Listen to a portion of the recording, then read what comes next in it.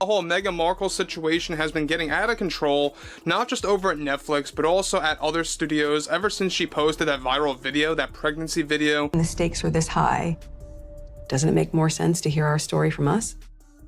Oh, shut up. What do you mean the stakes are this high? Who do you think you are? Other than a latte-munching imbecile. We already know that Meghan Markle is desperately clinging to whatever opportunity arises to stay in the limelight, to stay in the spotlight as, of course, a so-called actress. That's basically what she's trying to do. There's a real delight in being able to be a present parent. And it's a luxury sometimes because we all have to work. We all have a lot of stuff to do. But when you can take a minute to just... Saturday morning. How hard I tried, no matter how good I was, no matter what I did, they were still going to find a way. This show is packed with the kind of spurious claims and hypocrisy that have become the Sussex signature. We learned they began making videos about their heroic journey 6 months before their Netflix deal was even announced.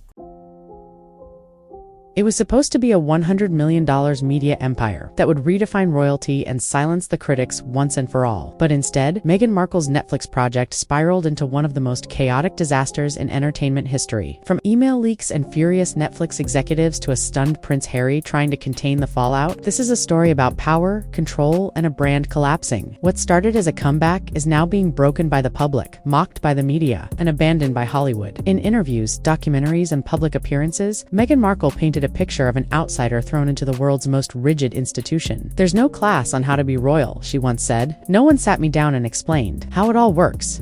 Meghan also sees she got no advice on royal protocol, forcing her to learn how to be a princess all on her own. Joining this family, I knew that there was a protocol for how things were done. There's no class in some person who goes sit like this. To some, it sounded like a cry for help. To others, it felt like the beginning of a rebrand. But that narrative, the one that once helped fuel sympathy and support, is now burning. Because if there's one thing that recent events have exposed, it's that Meghan may not have lacked guidance, she may have rejected it altogether. According to insiders from both the royal household and the Hollywood scene, Meghan's problem was never about navigating someone else's rules. It was about writing her own. Behind the scenes, the same woman who once said she felt voiceless. Inside, the monarchy allegedly pushed for overpowering control over her streaming debut. Reports suggest she didn't want to collaborate. She wanted to command. From choosing the lighting for specific scenes to vetoing press materials, Meghan's demands have been described as extreme, uncompromising, and obsessive by those close to the project. It started with rumors of friction between Meghan Markle and Netflix executives. According to multiple insiders, Meghan didn't just want creative freedom, she allegedly issued a whole list of demands. We're talking about final approval over trailers, filming angles, lighting, schemes, even which cast or collaborators could appear on camera. One report claimed she insisted all press decisions run through her personal PR team before being approved. Former staffers described the tone of Meghan's emails as commands. Another leak claimed she even wanted Netflix to provide a list of media outlets allowed to cover the series along with guidelines on what tone their reporting should take. The line between brand protection and image micromanagement blurred fast, and multiple sources say Prince Harry found out about these issues the same way the rest of the world did when the demands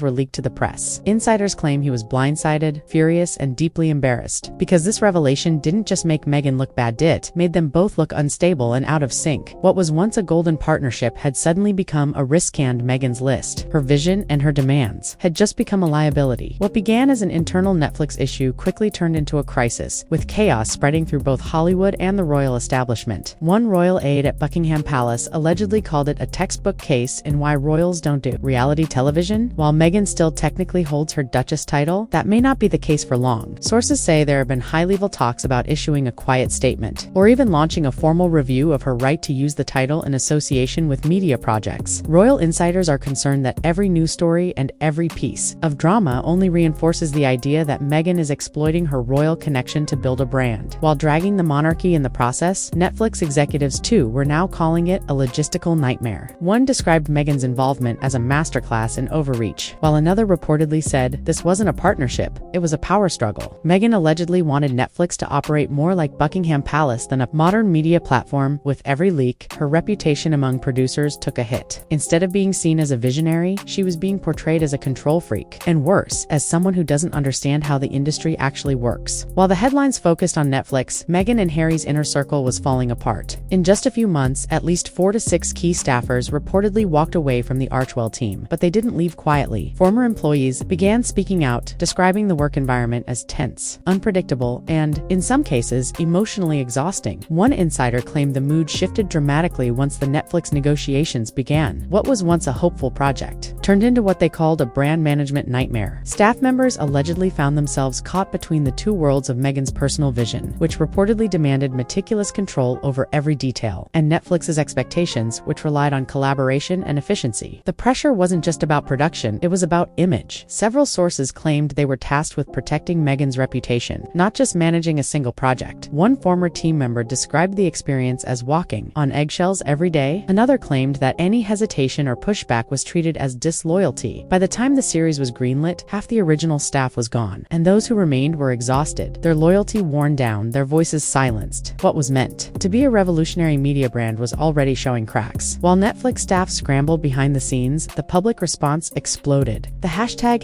Meghan Netflix demands began trending within hours, spawning hundreds of videos and clips dissecting every detail. People weren't just criticizing, many were mocking, parodying, and dragging Meghan's alleged behavior as entitlement disguised as empowerment. Pages began releasing, exposes framing Meghan as a case of Hollywood royalty syndrome. The phrase caught on, quickly used to describe someone who confuses celebrity status with absolute authority. Soon, Meghan's past interviews and quotes were suddenly being re-examined under a new vision. Clips where she spoke about compassion, humility, or women supporting women were now being put against reports of diva behavior, staff burnout, and alleged attempts to silence the press. One viral post read, "Meghan didn't want to collaborate. She wanted to control." Even longtime supporters began to question the narrative. The same fans who once praised her for escaping the royal family were now asking if she had simply traded one form of control for another, this time her own. It wasn't just the demands that shocked people. It was the idea that behind Meghan's careful public image, there might be something far more calculating. And once the public perception starts to shift, it's hard to turn back. And now, every future project and media appearance starts with a credibility fault that wasn't there before. Inside Netflix, what was once began as a groundbreaking idea was now described by one executive as a logistical and emotional landmine. It was all becoming too much. Netflix began pushing back, and their message was clear: we're not Buckingham Palace, and we don't take orders from a duchess. Sources close to the streamer began to leak details to industry outlets. One insider alleged that Meghan had requested final approval not just on the final cuts, but on thumbnails, episode titles, press release language, and even the background music used in emotional scenes. This wasn't just overreach, it was dominance. Meghan reportedly wanted power over casting decisions, scene selection, and even which media outlets were allowed to cover the project. Producers were allegedly told to avoid using anyone who had criticized her publicly. According to reports, at least one episode required last-minute edits because it didn't align with her emotional tone. Internally, Netflix executives began holding closed-door meetings to evaluate their options. The term brand risk was reportedly mentioned more than once, and if that attitude from Meghan becomes policy, it's only a matter of time before Netflix starts pulling itself away entirely, not just from the project, but from Meghan and Harry altogether. For Meghan and Harry, the Netflix deal was supposed to be the peak of their post-royal brand. But now, the fallout is threatening to take the entire Archwell empire down with it. Long before the leaked demands made headlines, signs of trouble were already surfacing. Their Spotify partnership quietly fell apart months earlier, ending with no major projects and no chart-topping podcasts, just a few awkward clips and a swift cancellation. Now, insiders say Netflix may be following the same path, and without those two deals, Archwell suddenly looks fragile. Industry experts are starting to ask questions. If Meghan and Harry can't hold down a stable production partnership, what exactly is Archwell offering? Where's the follow-through? With no hit series, no viral podcast, and no sustained momentum, the brand is losing value by the day. And in a world where reputation is everything, Meghan's name, once seen as bold, is becoming short for high risk. But the collapse isn't just external, it's internal too. Sources claim that Meghan and Harry are increasingly out of sync behind the scenes. While Harry is reportedly turning toward lower-profile humanitarian work, Meghan still has her eyes on Hollywood Hollywood red carpets, development deals, and a lifestyle brand reboot. That split in priorities could become the next big fracture in their public image, because in any successful brand, unity is everything. To make matters worse, the same Hollywood that once welcomed Meghan is now stepping back. One entertainment lawyer said, "It's not about talent, it's about risk. No one wants to invest in a brand that brings chaos, headlines, and legal cleanups instead of profitable stories." As the headlines turned dark and the leaks piled, Meghan Markle's team tried to flip the narrative. PR representatives allegedly reached out to media outlets with a new version of events. The demands weren't really demands. They claimed they were just suggestions. Meghan wasn't controlling the process. She was simply offering creative vision. But this time, no one was buying it. The public had heard too much. Too many insiders had used words like command list, unsustainable, and toxic. The truth had already taken control. And once that happens, no amount of PR can reverse the damage. Meghan's supporters, once quick to defend her, began asking a different question. Is this leadership or obsession? And the silence from Hollywood spoke volumes. Producers who once discussed collaborations now reportedly ghosted messages. Media outlets that once spread flattering images shifted their tone. And inside Archewell, the atmosphere has turned tense. According to one insider, the team is aware they're under scrutiny and they're bracing for more. Rumors have even started that internal strategy sessions are focused not on building new partnerships, but on salvaging what's left. But perhaps the most harsh red flag is the reports that Harry is growing increasingly uncomfortable with the chaos.